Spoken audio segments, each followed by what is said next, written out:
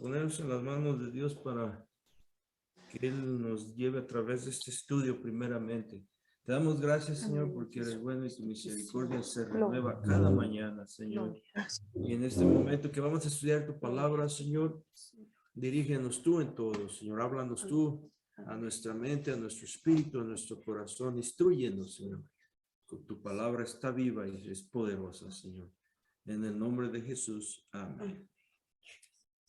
Bueno, vamos a seguir con el Evangelio de Jesús y el escritor Mateo en el capítulo 19 y el verso 16. Vamos a mirar un acontecimiento que lo narran tanto como Lucas y como Marcos. Marcos en el capítulo 10 y Lucas en el 18. Lucas dice que este era un joven principal, o sea, alguien importante en la sociedad de los judíos.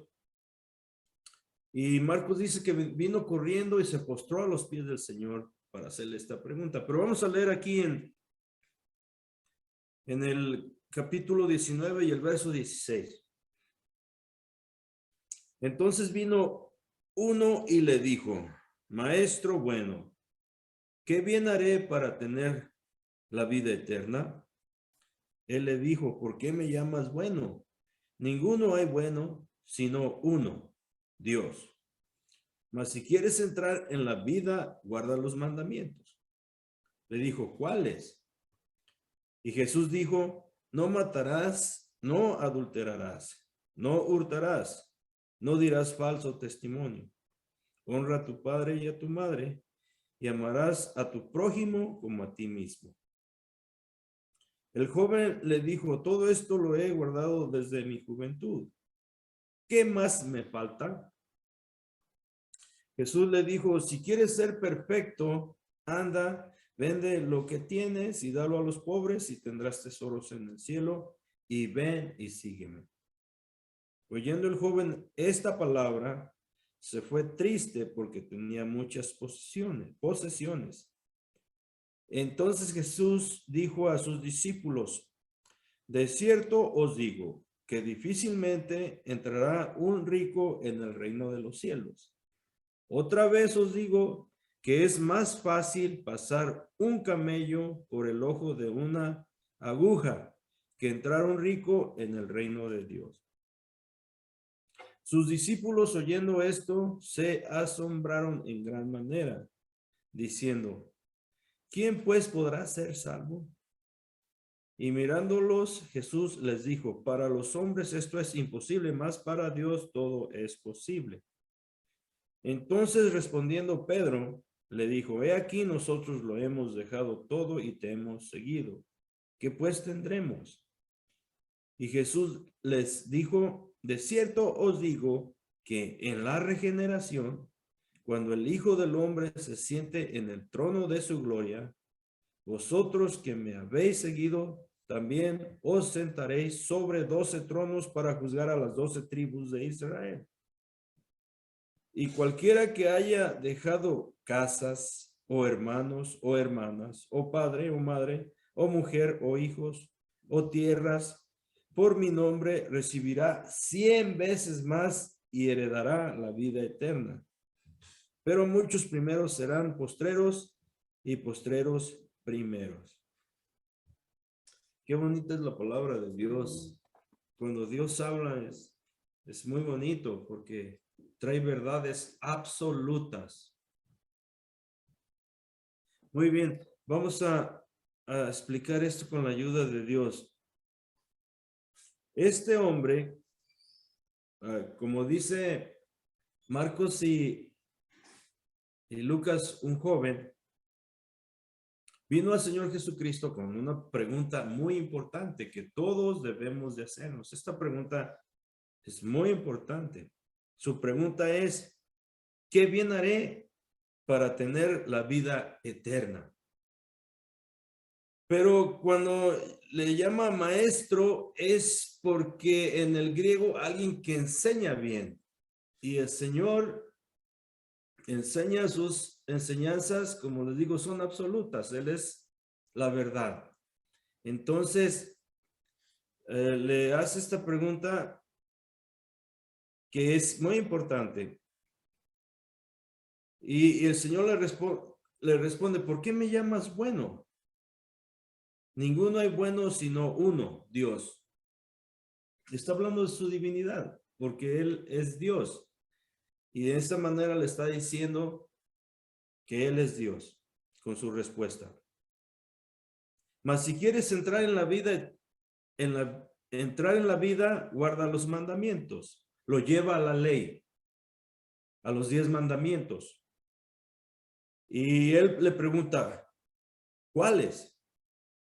Jesús le dijo, esos mandamientos que el Señor le menciona son de la segunda tabla, porque los primeros de los 10 son relación con Dios, como amarás al Señor tu Dios con todo tu corazón, no te harás imágenes delante de mí y guardarás el día de reposo. Son relacionados directamente con Dios, pero esta segunda línea es con el prójimo, con nuestro semejante. Y ya le dice, no matarás, no adulterarás, no hurtarás, no dirás falso testimonio, honra a tu padre y a tu madre y amarás a tu prójimo como a ti mismo. Esto le gustó al joven porque en el verso 20 él dijo, todo esto lo he guardado desde mi juventud. ¿Qué más me falta? La segunda pregunta, ¿qué más me falta?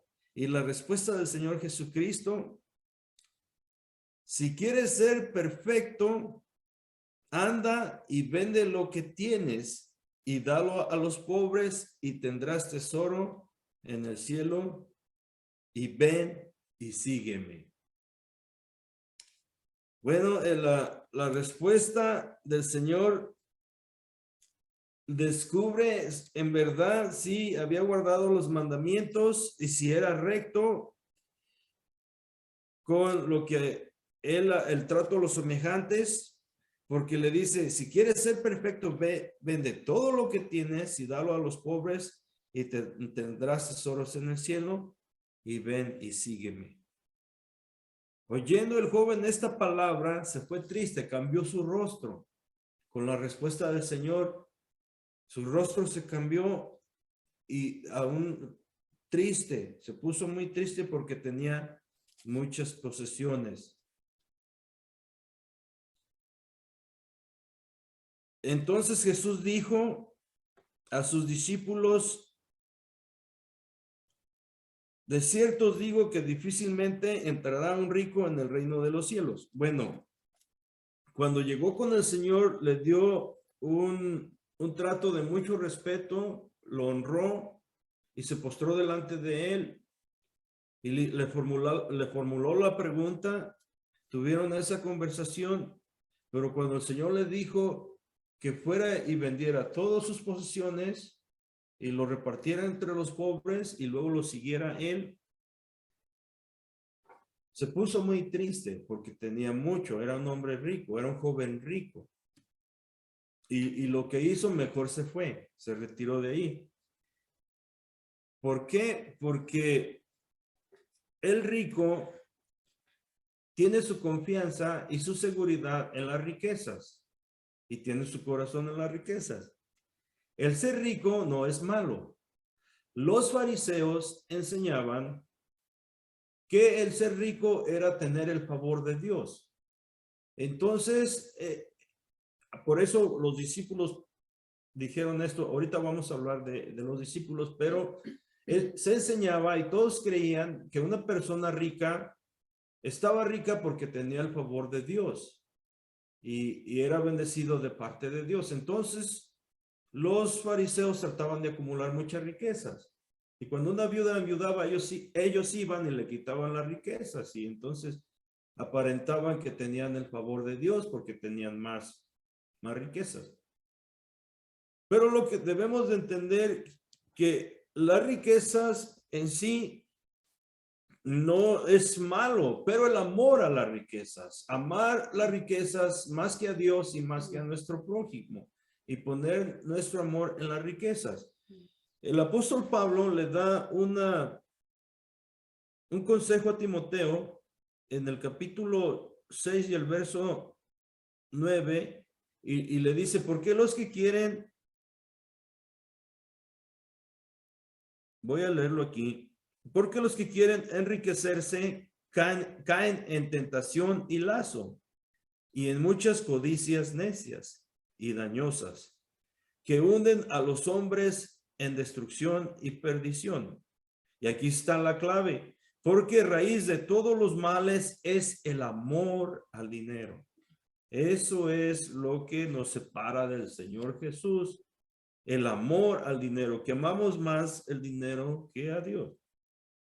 Porque la raíz de todos los males es el amor al dinero, el cual codiciando algunos se extravieron de la fe, o sea, dejaron el camino por el amor al dinero y fueron traspasados de muchos dolores. Dios no enseña que nosotros debemos de vivir una vida austera, o sea, de pobreza exagerada y vivir así, sufrir todo el tiempo. Lo que Él enseña precisamente es el amor al dinero. Cuando nosotros entramos en codicia y amamos el dinero, entonces nuestro corazón se va a alejar de Dios. Y eso es lo que Él está enseñando a través de su palabra. Oyendo el joven esta palabra, se fue triste porque tenía muchas posesiones. Entonces Jesús dijo a sus discípulos, de cierto os digo que difícilmente entrará un rico en el reino de los cielos. ¿Por qué? Porque él confía en su riqueza, no quiere saber nada de Dios. Él está bien, él está seguro, no se preocupa por mañana como nosotros, que se viene el fin de mes y estamos preocupados porque se vienen todos los biles, todos los compromisos. Un rico no, él como que le abre una llave y sale así, cantidades de dinero, no tiene por qué preocuparse. Es por eso que dice, yo no necesito a Dios, yo estoy bien. Pero por eso el Señor dice que es muy difícil que entre un rico en el reino de los cielos. Y luego en el verso 24 habla de una manera que se llama hiperbólica. O sea que se exageran las cosas para que el oyente pueda entender lo que es muy difícil. Es imposible que un rico entre en el reino de los cielos. Ahora, por el 24 dice, otra vez digo que es más fácil pasar un camello por el ojo de una aguja que entrar un rico en el reino de los cielos. La aguja, quizá nosotros que somos más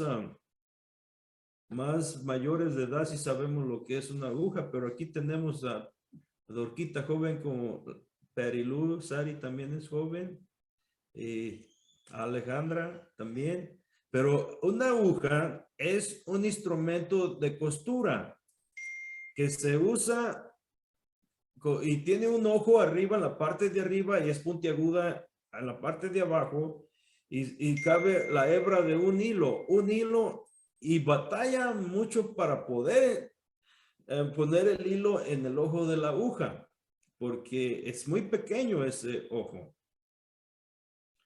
Entonces, dice el Señor Jesucristo que es muy difícil, les ilustra un animal de carga más grande que había en ese tiempo. Porque otro animal de carga era el burro o el caballo, pero el camello era aún más grande que el burro y que el caballo. Entonces les ilustra que es más fácil que un camello entre por el ojo de una aguja. Eso es, el Señor lo está diciendo literalmente, que es más fácil. Les voy a decir por qué. Porque algunos enseñaron, el primero que enseñó esto, que voy a comentar ahorita, fue Tomás de Aquino. Él vivió muchos años, o sea, como en el siglo IV, no recuerdo en qué siglo. Pero él enseñaba que el ojo de aguja era una entrada en Jerusalén muy pequeña. y que solamente podíamos pasar un camello por esa puerta del ojo de la aguja, así se llamaba esa entrada, esa puerta en Jerusalén. Solamente podíamos pasar un camello sin carga y de rodillas. Era la única manera que podía entrar un camello por esa puerta. Él lo dijo, Tomás de Aquino, y luego ya muchos enseñaron lo mismo. Pero el Señor no está diciendo de esa puerta, ni quién sabe si existía. Es algo que Tomás de Aquino mencionó. Pero el Señor está diciendo literalmente de una aguja, de ese instrumento de costura que ya les describí a las Dorcas jóvenes. Y un camello es un animal, una bestia muy grande, más grande que el burro y que el camello. Por eso sus discípulos se asombraron. En el verso 25.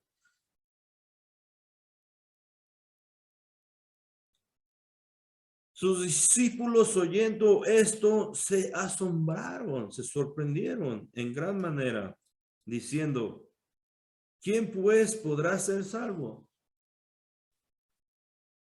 Bueno, porque es imposible que un camello entre por ahí, pero es más fácil que el camello entre por ahí que un rico entre en el reino de los cielos.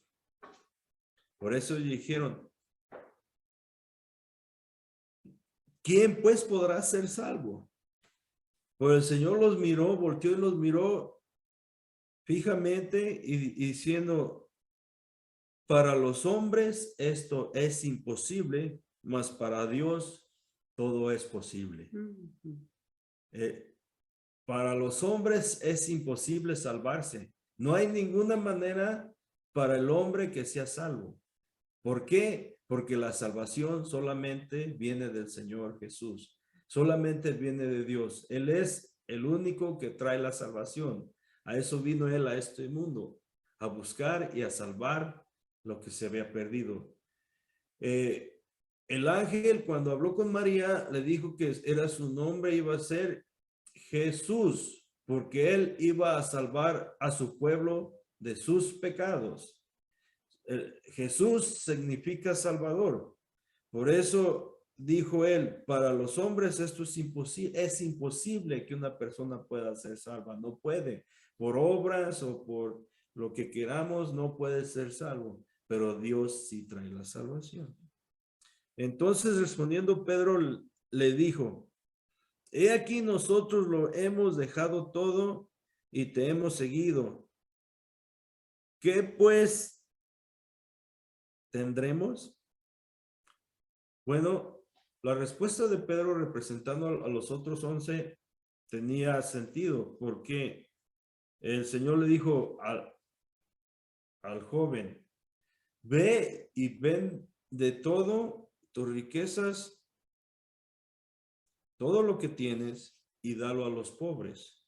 O sea, en otras palabras le dijo, ve y deja todo, dalo a los pobres y luego ven y sígueme. Y Pedro dice, nosotros hicimos eso, dejamos todo y te hemos seguido. ¿Qué pues tendremos? Porque si lo que tú le pediste al joven, nosotros lo hicimos. Ahora, ¿qué tendremos? Porque él le había dicho que iba a tener tesoros en el cielo también. Jesús les dijo, de cierto os digo que en la regeneración es cuando todo sea hecho nuevo. O sea, cuando Él venga en su segunda venida y establezca su reino milenial aquí en la tierra, donde el lugar donde Él va a establecer su trono es en Jerusalén. En este tiempo, de cierto os digo que en la regeneración, cuando el Hijo del Hombre se siente en el trono de su gloria, en el milenio, vosotros que me habéis seguido, también os sentaréis sobre 12 tronos para juzgar a las 12 tribus de Israel. Era lo que querían ellos siempre cuando dijeron, Señor, permítenos o quién va a ser mayor en el reino. Ellos querían reinar con Jesucristo en ese tiempo aquí en la tierra. Pero el Señor vino a traer un reino espiritual. Nosotros estamos en un reino espiritual y todo lo que hacemos es espiritualmente, pero un día va a venir Él en su segunda venida y entonces sí va a reinar físicamente. Él lo querían hacer rey, pero Él vino a traer un reino espiritual. Por eso le dijo a Pilato, mi reino no es de este mundo. Si mi reino fuera de este mundo, yo oraría a mi Padre y Él me mandaría ángeles y pelearían.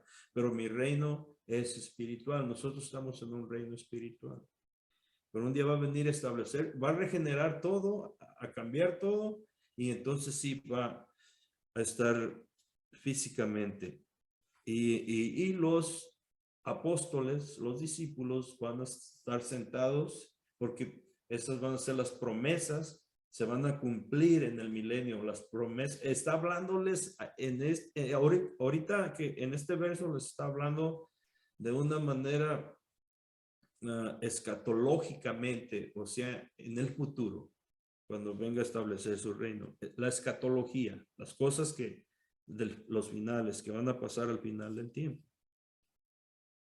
Dice, y cualquiera que haya dejado casas o hermanos o hermanas o padre o madre o mujeres o mujer, perdón, o hijos o tierras por mi nombre, recibirá 100 veces más y heredará la vida eterna.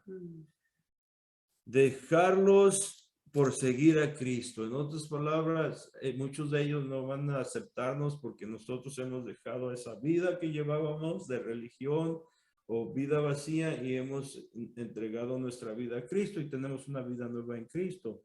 Y ellos se molestan y nos quieren decir, no, hiciste mal, pero nosotros sabemos que hicimos bien y que estamos en el verdadero, en el Hijo Jesucristo, en el verdadero Dios y la vida eterna.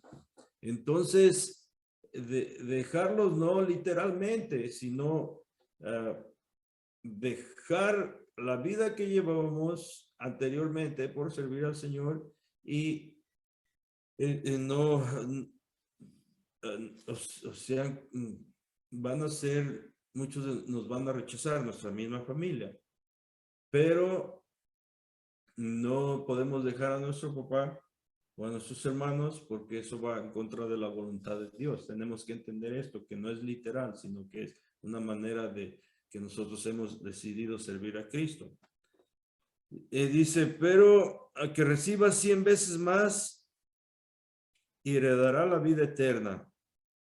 Pero muchos primeros serán postreros y los postreros primeros. La hermana Patti habló de eso en la parábola del rey, pero aquí también se refiere los primeros en la sociedad. Ellos ahorita son primeros en todo. Gente muy importante, gente muy rica, gente que todos admiran y aman. Y a los más humildes ni les prestan atención ni nada porque no tienen dinero, no son ricos, no son famosos. Pero estos van a ser primero y los primeros, los más importantes van a ser los postreros. Entonces, nosotros estamos muy bien porque hemos dejado todo por seguir a Cristo. Dios les bendiga, hermano. Amén, gloria. Paz de Cristo. Le damos gracias a Dios por este día tan bonito que nos permite, ¿verdad? Muy calientito ahora. Bueno, pues vamos a entrar a la siguiente lección y estamos en el Evangelio de Jesús y vamos en la lección número 26, donde Jesús anuncia su muerte. Y estamos ya casi por celebrar, ¿verdad?, la resurrección de nuestro Señor Jesucristo. Pero vamos a entrar a esta bonita enseñanza que es la palabra de Dios en el nombre de Jesucristo, donde nos dice en Mateo 20 que nuevamente Jesús anuncia su muerte. ¿Por qué dice nuevamente? Porque Jesús ya la había anunciado en el capítulo 16, versículo 21. Si nos acordamos de esa enseñanza, el pastor nos enseñó ahí, donde la anuncia después de la confesión de Pedro. Si nos acordamos, ¿verdad? cuando el Señor le pregunta a sus discípulos, ¿quién creen ustedes que soy yo? Y Pedro es el que contesta, tú eres el Cristo, el Hijo del Dios viviente. Pues más abajito, en el 21, ahí nos dice dónde él anuncia su muerte por primera vez. Luego la segunda vez, después de la transfiguración, esa vez yo les di la enseñanza, ¿verdad? De la transfiguración, y después cuando él anuncia a su muerte la segunda vez, pues esta es la tercera vez que él va a anunciar su muerte. Y acuérdense que cuando Dios dice dos veces las cosas, debemos de prestar atención. Pero cuando dice tres veces la misma cosa, es de suma importancia que le prestemos atención a su palabra, pues él ya le está anunciando por tercera vez a sus discípulos lo que iba a acontecerle. Y para eso ya vamos a entrar a la palabra, donde nos dice en el Mateo 20, versículo 17, subiendo Jesús a Jerusalén, tomó a sus 12 discípulos aparte en el camino y les dijo, he aquí, subimos a Jerusalén y el Hijo del Hombre será entregado a los principales sacerdotes y a los escribas y le condenarán a muerte. Esto es lo que nos está diciendo Mateo, ¿verdad? Pero Marcos también nos dice en el capítulo 10 y en el verso 32, he aquí, subimos a Jerusalén y el Hijo del Hombre será entregado a los principales sacerdotes y a los escribas y le condenarán a muerte y le entregarán a los gentiles y le escarnecerán, le azotarán, escupirán en él y le matarán, mas al tercer día resucitará. Bueno, pues los sacerdotes y los escribas le iban a condenar a muerte y los gentiles lo matarían, ¿verdad? Lo martirizarían y lo matarían. Y también en Lucas 18:31 nos dice, tomando Jesús a los 12, les dijo, he aquí, subimos a Jerusalén y se cumplirán todas las cosas escritas por los profetas acerca del Hijo del Hombre, pues será entregado a los gentiles y será escarnecido y afrentado y escupido, y después que le hayan azotado, le matarán, mas al tercer día resucitará. Él estaba anunciando a sus discípulos lo que le iba a acontecer. Y si se fijan, todo esto les iba a acontecer, pero en el versículo 19 de Mateo dice, y le entregarán a los gentiles para que le escarnezcan, le azoten, le crucifiquen, mas al tercer día resucitará, ¿verdad? En Lucas me fijo que está más detallado, ¿verdad? Lo que le iba a acontecer. Y allí nos podemos dar cuenta más detalladamente todo lo que iba a padecer, donde él les explica a sus discípulos y solamente se lo explica a los 12 discípulos, ¿verdad? Él no le dijo a todas las multitudes que estaban con él, solamente se apartó con ellos y les empezó a decir lo que iba a acontecerle a él. Bueno, pues en el versículo 17, ahora sí dice, subiendo Jesús a Jerusalén, tomó a sus 12 discípulos aparte en el camino y les dijo, y aquí es donde les digo que los tomó aparte para poderles decir lo que les iba a, lo que le iba a él a acontecer. Hay tres cosas comunes en los tres anuncios. Primero, Jesús compartió esta noticia en forma privada, ¿ok? No en las multitudes. Él se los aparta para poderles decir. Y solamente a los 12. Segundo, él aclaró que iba a morir en Jerusalén. Si recordamos en la transfiguración, cuando él hablaba con Elías y con Moisés, él también les dice que su partida iba a ser de Jerusalén, ¿verdad? Porque así estaba escrito por los profetas. Y si nos fijamos, yo me doy cuenta que cuando él les hace notorio este gran acontecimiento que estaba por suceder, me doy cuenta que los discípulos primero se entristecieron. Luego Pedro le dice, no, Señor, que no te acontezca esto, ¿verdad? Y aquí esta tercera vez me doy cuenta que ellos no estaban familiarizados con lo que le iba a pasar a él. Pero en la lectura bíblica, conforme uno va estudiando la palabra de Dios, me di cuenta que Pablo, él sí se dio cuenta de lo que iba a padecer el Mesías que iba a venir, porque él mismo dice, ¿verdad?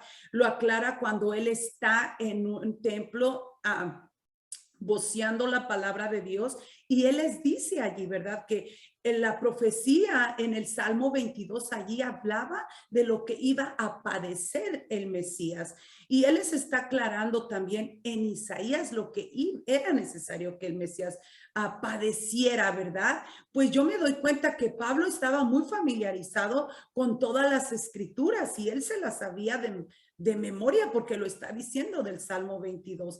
Y acordémonos que del Salmo 22 al nacimiento de Jesucristo pasan como 1000 años, ¿verdad, pastor? Del Salmo 22 al nacimiento.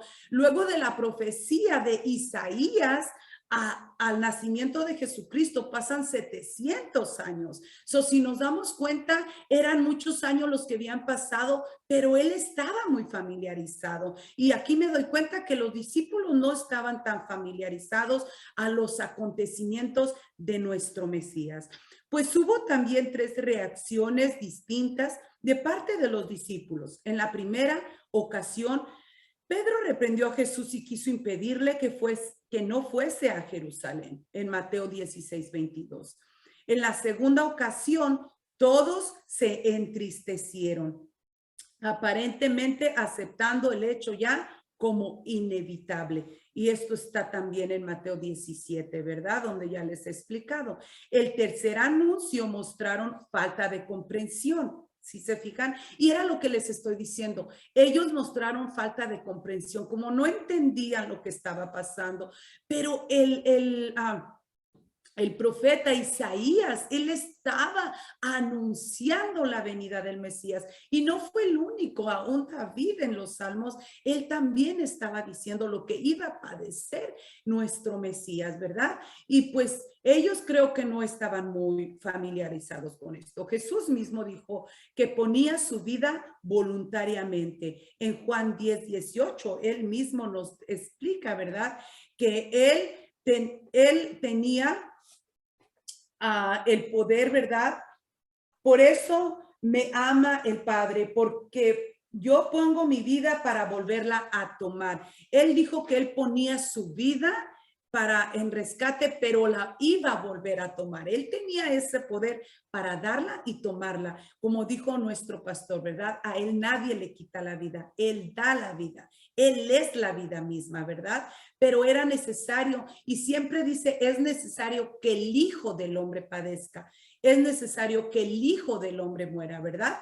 Y es porque era necesario que el hombre natural, carnal, era necesario que muriera, pero él mismo da la vida. Mismo Jesús que ponía su vida voluntariamente la iba a volver a tomar. Acercarse a Jerusalén era acercarse al sufrimiento, al desamparo y a la muerte.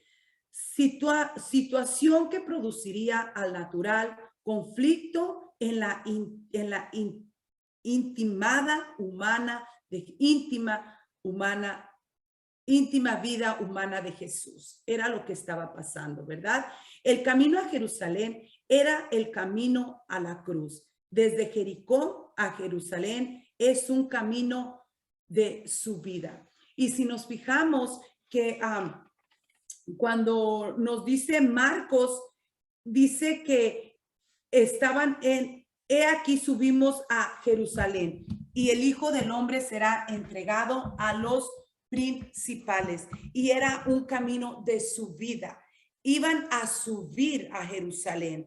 Bueno, en el versículo 18 dice, he aquí, subimos a Jerusalén y el Hijo del Hombre será entregado a los principales sacerdotes y a los escribas y le condenarán a muerte. ¿Quién fue quien condenó a nuestro Señor Jesucristo a muerte? Bueno, pues los sumos sacerdotes, los de más alto rango, y los escribas, ellos fueron los que lo condenaron hasta la muerte. No nomás lo condenaron y le dijeron, tú vas a pagar tanto tiempo de cárcel. No, lo condenaron hasta la muerte misma, ¿verdad?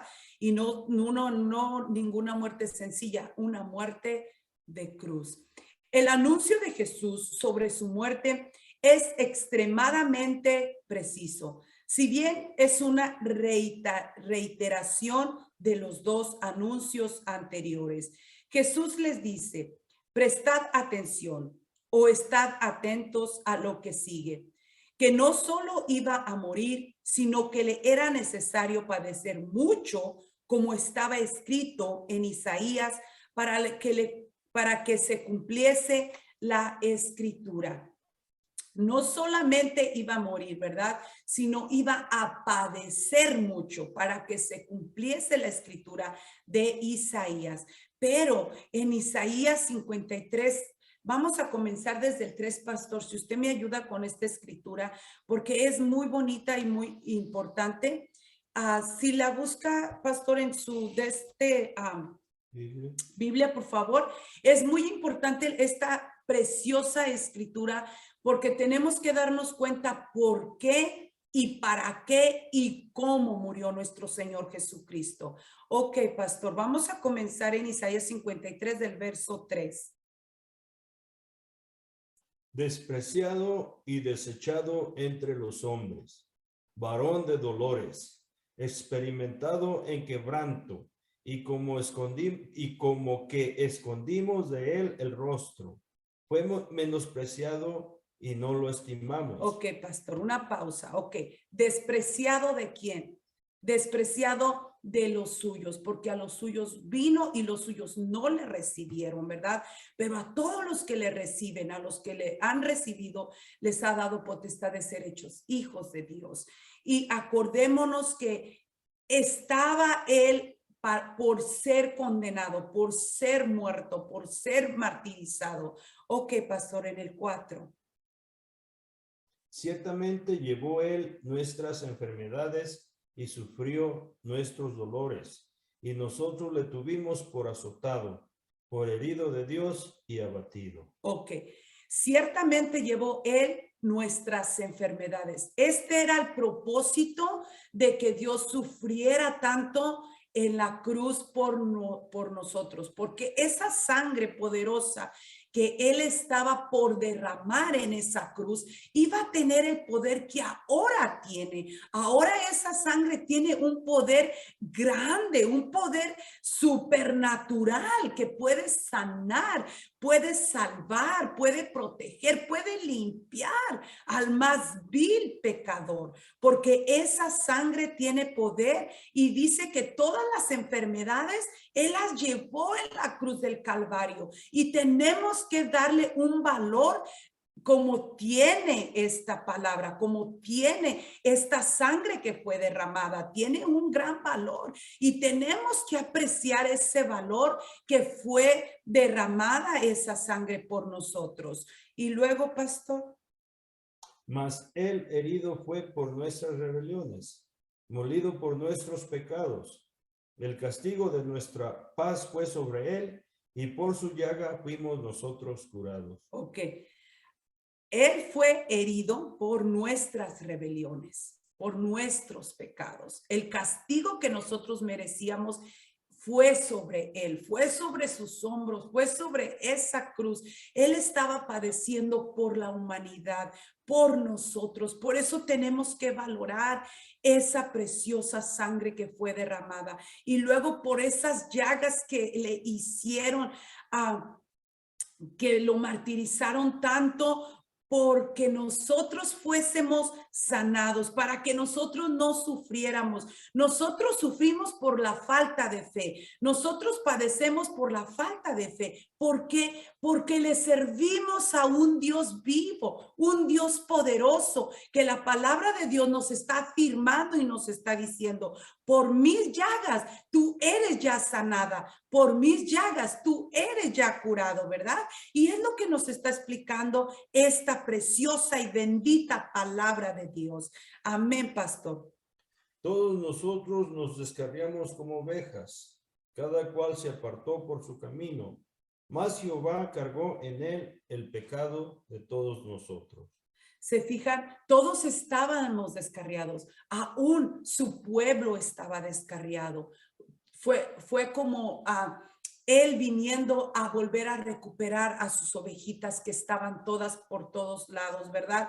Pues aún también en este tiempo, él sigue esas ovejitas descarriadas, las sigue trayendo al redil, nos sigue metiendo y a veces es necesario meternos con una varita para que nos duela y no, es mejor estar adentro que afuera, porque afuera nos puede pasar algo, ¿verdad? Y a veces este Padre amoroso es necesario que con una varita nos dé fuerte. ¿Por qué? Porque no valoramos el precio de su salvación, no valoramos todo lo que sufrió en la cruz del Calvario por nosotros, no valoramos todo lo que padeció por nosotros. A veces se nos hace fácil y decimos, no voy a la iglesia, ahora no tengo ganas, o a veces ponemos prioridades antes de ir a adorarlo, antes de ir a alabarlo, pero si tan solo miráramos ese gran sacrificio que Él dio por nosotros, ese sacrificio que Él no merecía hacerlo, ¿verdad?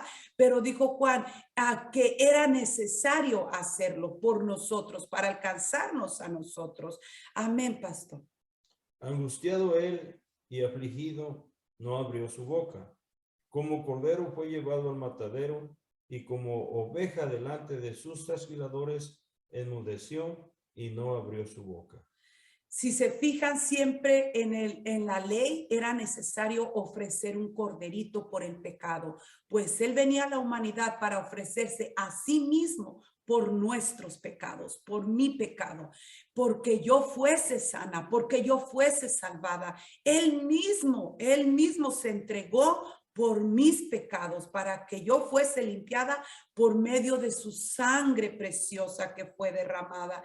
Y Él fue el perfecto sacrificio, el perfecto Cordero de Dios que quita el pecado del mundo. También añade que sería entregado en manos de los principales sacerdotes y escribas, y que ellos le condenarían a muerte. En este sentido, como antes, se estaba refiriendo al Sanedrín, el más alto tribunal, que viene siendo como la Suprema Corte, ¿verdad, pastor? Sí. Era la Suprema Corte el que lo estaba juzgando, el que lo estaba condenando, y no solamente lo condenó a una cárcel o algo, no, a una muerte. El más alto tribunal de Israel, encargado de administrar justicia conforme a la ley. En la ley no estaba que él tenía que ser muerto, ¿verdad? Que no, pero ellos le condenaron hasta este grado. En este conjunto de responsables de justicia, condenarían a muerte al inocente y sentenciarlo al autor de la vida. En el versículo 19 dice, y le entregarán a los gentiles para que le escarnezcan, le azoten y le crucifiquen, mas al tercer día resucitará. Como dijo, a mí nadie me quita la vida. Yo la tomo y la vuelvo. Yo la pongo y la vuelvo a tomar. Él quería poner su vida por nosotros, por usted, por mí, por todos aquellos que están sufriendo. Por usted especialmente, Dios dio su vida para que usted fuese salvado, fuese sano. Ahorita está el mundo entre más peor. ¿Por qué? Porque están matando sin consideración, están destruyéndose los unos a los otros. Ahorita es cuando más tenemos que anunciar del evangelio, es cuando más tenemos que anunciar de esta preciosa sangre que fue derramada. Y este es el evangelio de nuestro Señor Jesucristo. Sin la muerte y sin la resurrección de nuestro Señor Jesucristo, no tuviera validez el evangelio, pero por eso tiene validez validez porque hubo un sacrificio.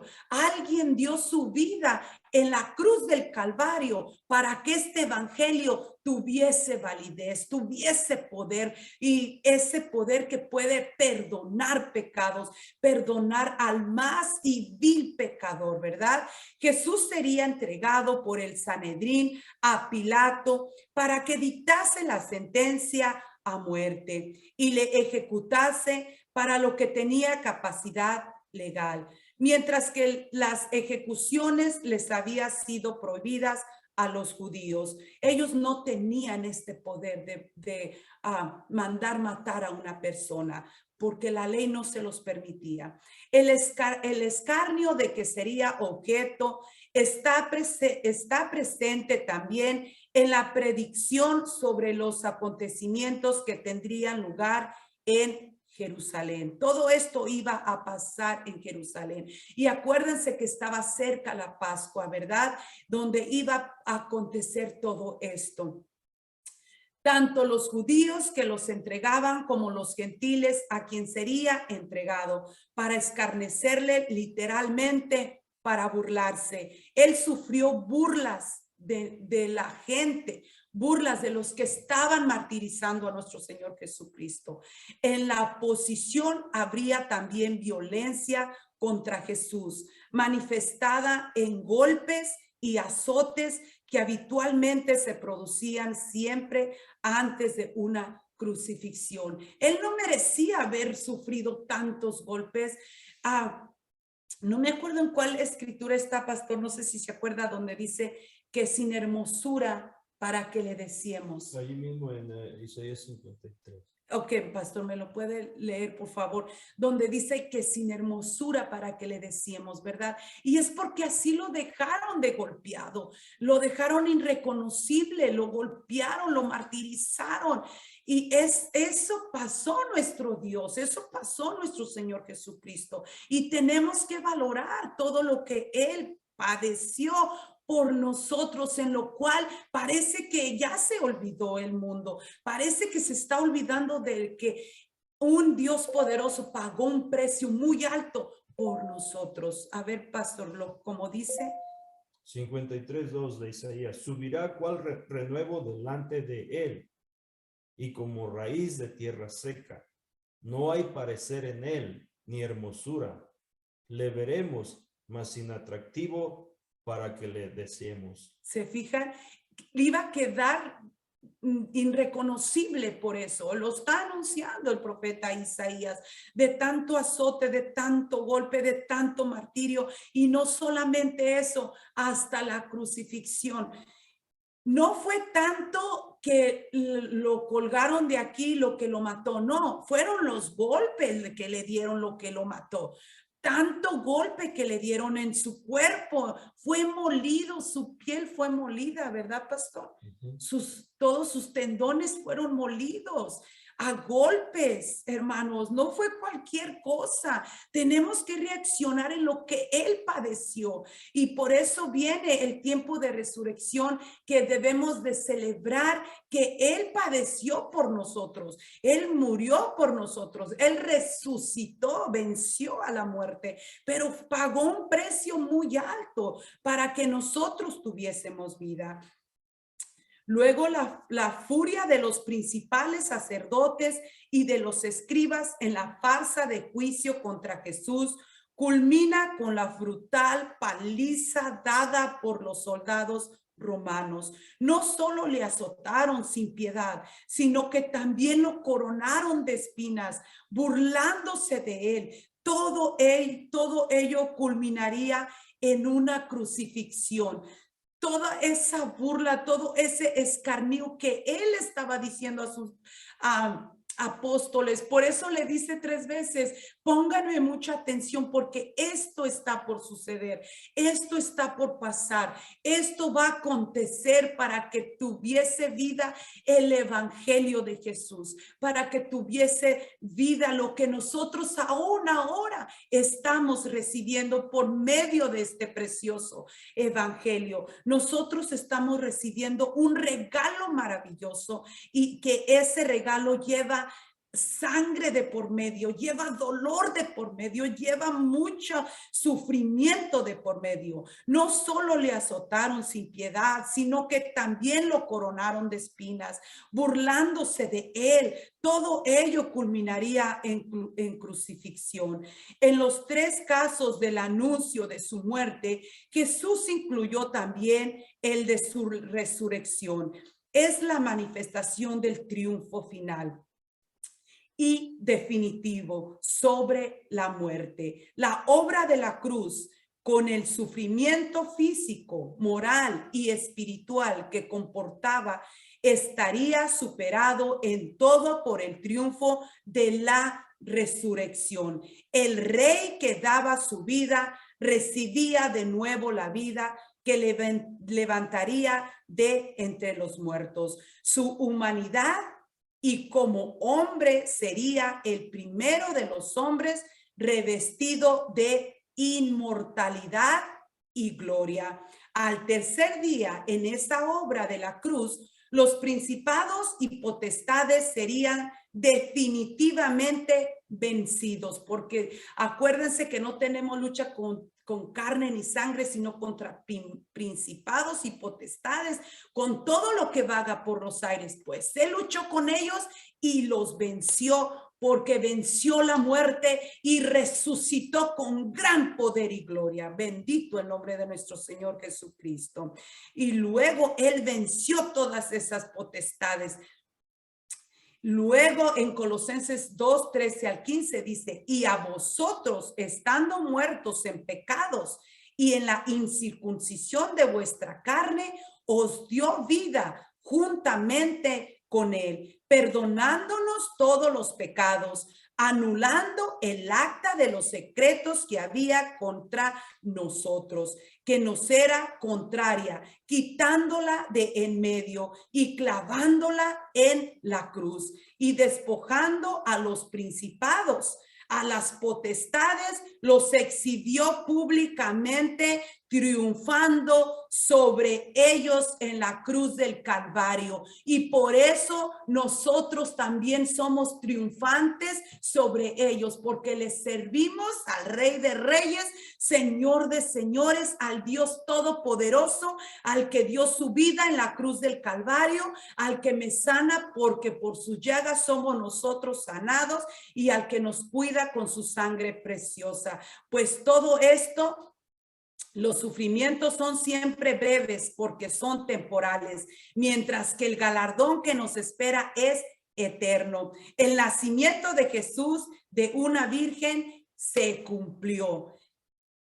Que nacería en Belén de Judá, se cumplió. Que vendría de la tribu de Judá, se cumplió. Del linaje de David, se cumplió. La muerte y resurrección, se cumplió. La venida del Espíritu Santo se cumplió y se está cumpliendo. Luego, el nuevo evento que está por acontecer es el levantamiento de la iglesia con un cuerpo glorificado, y allí vamos a vencer también nosotros a la muerte, y nos va a dar un cuerpo glorificado para estar con él por toda la eternidad. Y este es el estudio de hoy. Que Dios les bendiga y el pastor con nosotros.